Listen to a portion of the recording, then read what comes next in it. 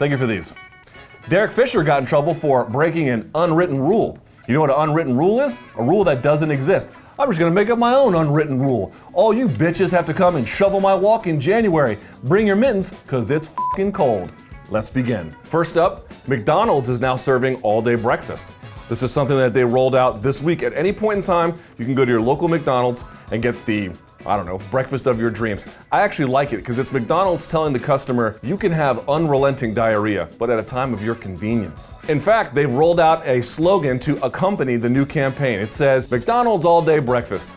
You're better off hungry. Speaking of inedible dog shit, it turns out that Burger King is gonna one-up the McDonald's all-day breakfast by having their own Halloween Whopper. If you look at it, it's hard to tell from this photo because the budget for the show is a nickel, but the bun is black and spooky. That's the whole idea here. And in fact, the kick to it is that it has A1 sauce. For folks who may not know, A1 is the pollutant that white trash donks use to cover up the terrible food that they're putting into their bodies because it has no real taste. Slathering A1 on your burger is like trying to Febreze your dirty clothes, except it doesn't actually kill the fucking E. coli. Part of me though, if I'm being honest, likes this burger. After all, you've got black beef between two black buns. It's like my last search query on RedTube. What's all the rage these days? You know what's all the rage these days. You can't escape their commercials. Daily fantasy. They're everywhere. And every idiot and their brother, do you think it's gambling? It might be gambling. Yeah, of course it's gambling, motherfucker. Gambling is the only thing that's really all that interesting about sports. Why do you need to play daily fantasy? The 47 fucking pools you're in with your coworkers and your friends and strangers and the homeless on their mobile phone, that doesn't get the job done? You know who's in hot water these days? Rick Pitino's in hot water these days, as is his entire basketball program at the University of Louisville. A new book is alleging that the basketball program at the university helped set up recruits and actually eventual players with escorts, and that Rick Pitino actually knew about it. Honestly, do we need any more proof that playing Division I sports is like going to a 4-year bachelor party? Then again, you kinda gotta look on the bright side. For a Division I program embroiled in a scandal, at least the sex was consensual. That's an upgrade. In case you haven't heard, and you probably haven't, because why would you? There was a fighter, not in the UFC, just a low-level donk somewhere, who was choked out in an MMA fight. This is a screenshot from it. And after getting choked out and losing, shot himself in the cage. I have to say, I think him shitting in the cage and me talking about him shitting in the cage is some kind of commentary on my career.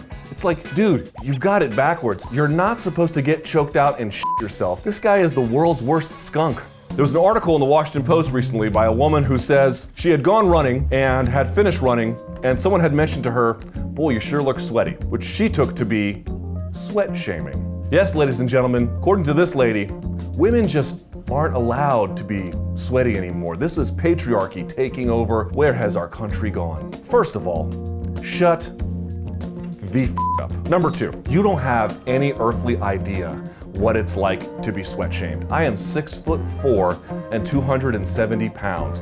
When I sweat, I'm like Game 7 Patrick Ewing at the fucking Garden getting rebound records. I can waterboard people on the subway in August just by sitting next to them. Whatever shame you think you've dealt with from sweat, you don't have any earthly clue. But that's really not the point. The point is not your sweat shame versus mine. The point is that we all have some version of shame we have to just deal with in our lives. For example, I have my sweating, my father has me. But the real problem here, if we can just be serious for a second, is that I feel like we live in a time where people are trying to categorically eliminate all forms of shame from their lives. I hate to break it to you, but a little bit of shame is good for you. Sometimes shame is that little voice in your head that says, get your shit together. Because, perish the thought, maybe sometimes you actually are pretty f***ing trifling. Shame also, for example, stops my cameraman here from masturbating in the office. Laws too, but you get the point. Shame is also the cousin of ambition. People who want to achieve things in life, look, they may try and reach soaring heights, but they're also scared of the low lows. They're scared of failure. They're scared of looking bad. And that motivates them. And I'm not saying that's fun or that's easy, but it works. And frankly, it's a part of life.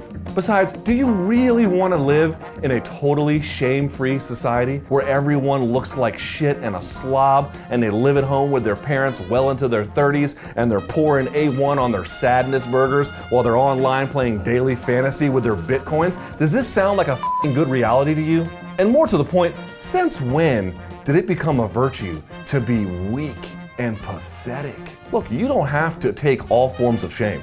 Some kind of shame is actually really toxic. It can do bad things to people, but some shame is good. The problem is you don't know how to handle the good shame and separate it from the bad shame unless you work with it, unless you actually have some practice at it.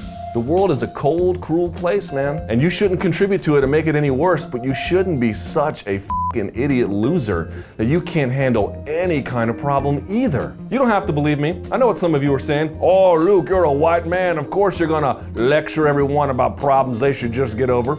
Don't believe me. Keep doing what you're doing. Keep complaining in publications about problems that literally only exist at the rich end of the first world. So buck up, little campers. Turn that frown upside down. Be a little tougher. It's not so f***ing hard. Just gotta have a little practice. Also, you're really sweaty and you f***ing smell like a trash fire. In fact, your rancid odor is gonna make me upchuck this f***ing McDonald's all-day breakfast I just put down. So do me a favor and go shower, will ya?